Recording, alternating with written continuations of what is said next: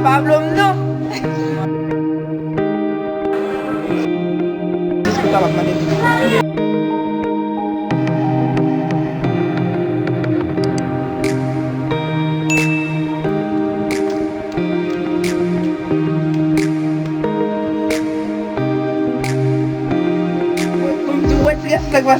Ali, mo tak palang Hindi na palo dali. Ang mga na pili. Pila siya.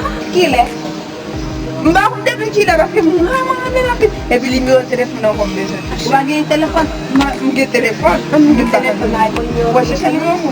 Pablo, kung na umiya mo, mzami mo. Kasi dito mo, wala. Ano yung tilate?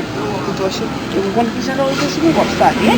Wapsa na mo kali buwan. Wapsa. Kung kapalo dali memba ito siya. Kung explikel. Eh, business ko kapag manili mo. Pablo, no. Ba?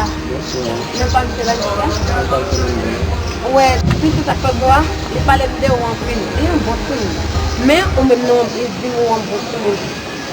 Et si on va passer un numéro de téléphone, Pas de boulot, non, attends, oui, ma carte de téléphone. 829 415 17. Donc, c'est pour nous. Merci un peu. D'accord. Oui, Ah oui, d'accord. encore allez. D'accord. Tu ne sais pas, il numéro. Oh, pas, je ne sais pas cher. Bando.